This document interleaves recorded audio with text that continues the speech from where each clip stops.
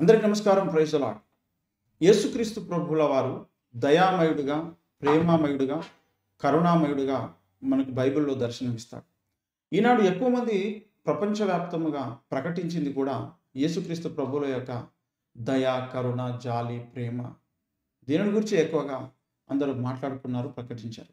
అయితే యేసుక్రీస్తు ప్రభువుల వారు పరిశుద్ధ బైబిల్ గ్రంథంలో ఆయన ప్రేమామయుడు, దయామయుడుగా మాత్రమే కాదు, ఆయన గండ్రగుడ్డలిని ధరించినటువంటి వాడుగా కూడా కనబడుతున్నాడు. నిజమా? ఇది చాలామందికి ఈ మాట వినగానే డౌట్ వస్తుంది. అవును, నిజమే. దేవుడు గండ్రగుడ్డలిని ధరించాడు. ఎందుకు? శత్రువులను సంహరించడానికి, దేవునికి వ్యతిరేకముగా పనిచేస్తున్నటువంటి శక్తులను అంతమొందించడానికి, దేవ విరోధమైనటువంటి భావజాలాన్ని, అసత్యాన్ని నరికి వేయుట కొరకు దేవుడు గండ్రగుడ్డలి ధరించాడు. చూద్దాం ఒకసారి రండి బైబిల్ గ్రంథంలో. ఇర్మీయా గ్రంథము 51వ అధ్యాయము 21 నుంచి 25 వచనాలు చూసినట్లయితే, నీవు నాకు గండ్రగుడ్డలి వంటి వాడవు, యుద్ధాయుధము వంటి వాడు.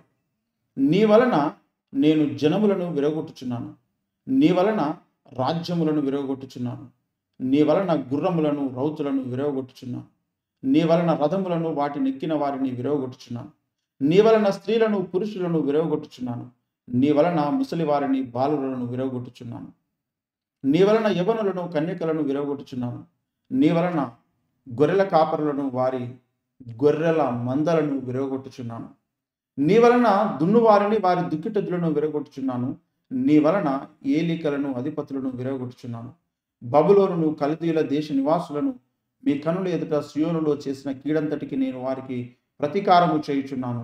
ఇదే యెహోవా వాక్కు. సర్వభూమిని నశింపజేయు నాశన పర్వతమా, నేను నీకు విరోధిని. ఇదే యెహోవా వాక్కు.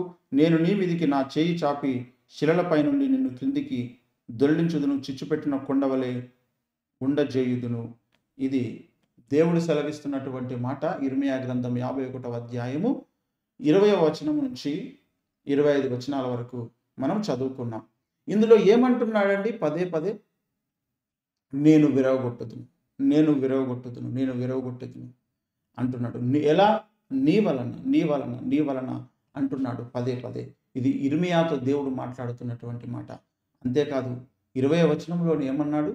నీవు అని ఇర్మీయాతో దేవుడు మాట్లాడుతున్నాడు. నాకు గండ్రగొడ్డలి వంటి వాడవు అన్నాడు. గండ్రగొడ్డలి వంటి వాడవు, యుద్ధాయుధము వంటి వాడవు అంటున్నాడు. ఇర్మీయా దేవునికి ఒక గండ్రగొడ్డలి వంటి వాడు. ఆ గండ్రగొడ్డలిని పట్టుకున్నాడు దేవుడు. ఆ గండ్రగొడ్డలితో ఏం చేయబోతున్నాడు? విరగొట్టడానికి పూనుకున్నాడు దేవుడు. విరగొట్టడానికి పూనుకున్నాడు.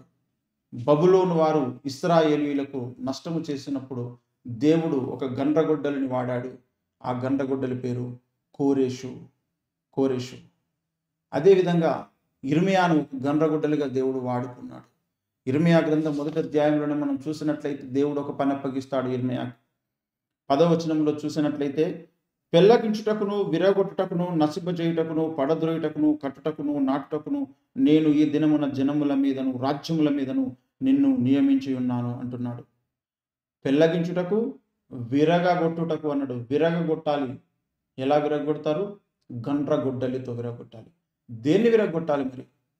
భౌతికమైన గొడ్డలితో విరగొట్టడం ఇది కాదు. దైవజనుడిని దేవుడు నిలబెట్టుకొని తనకు వాక్కునిచ్చి, ఆ వాక్కు ద్వారా దేవునికి విరోధమైనటువంటి అసత్యమును, అన్యాయమును విరగొట్టుట కొరకు ఇర్మీయాను దేవుడు లేపుకున్నాడు. ఒకనాడు కోరెషును దేవుడు లేపుకున్నాడు. ఈనాడు దేవునికి యుద్ధాయుధము వంటి వారు, దేవునికి గండ్రగొడ్డలి వంటి వారు కావాలని దేవుడు ఎదురు చూస్తున్నాడు. ఇక్కడ మనం చదువుకున్నాము, నేను జనములను విరగొట్టుచున్నాను, రాజ్యములను విరగొట్టుచున్నాను. ఇర్మీయా గ్రంథము 51:20 నుంచి చూస్తే, గుర్రములను, రౌతులను విరగొట్టుచున్నాను, రథములను, వాటినెక్కిన వారిని విరగొట్టుచున్నాను, స్త్రీలను, పురుషులను విరగొట్టుచున్నాను, ముసలి వారిని, బాలులను విరగొట్టుచున్నాను, యవ్వనులను, కన్యకలను విరగొట్టుచున్నాను, గొర్రెల కాపరులను, వారి గొర్రెల మందలను విరగొట్టుచున్నాను అని దేవుడు మాట్లాడుతున్నాడు. ఈనాడు సంఘాలలో ఉన్నటువంటి అసత్యాన్ని దేవుడు విరగొట్టాలనుకుంటున్నాడు. అన్యాయాన్ని దేవుడు విరగొట్టాలనుకుంటున్నాడు. దేవుడు దిగొస్తున్నాడు.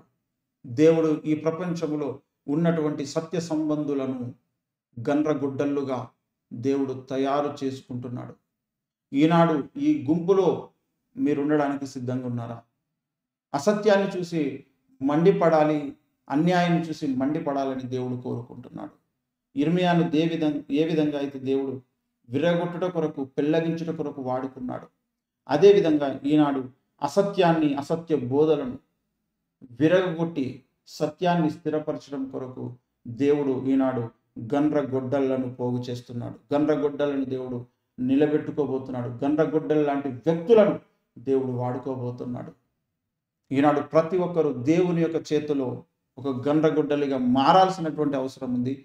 దేవుడిచ్చేటువంటి వాక్కును రిసీవ్ చేసుకోవాల్సినటువంటి అవసరం ఉంది. ఇలాంటి గండ్రగొడ్డలిగా ప్రతి ఒక్కరూ మారాల్సినటువంటి అవసరం ఉన్నది.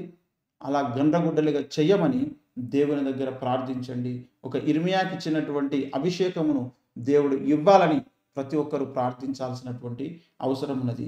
ఈ యొక్క గండ్రగొడ్డలితో ఏమేమి నరికేయాలి, ఏమేమి విరగొట్టాలి అనేటువంటి విషయాలను ముందు చూద్దాం రండి. అందరికీ నమస్కారం. Praise the lord.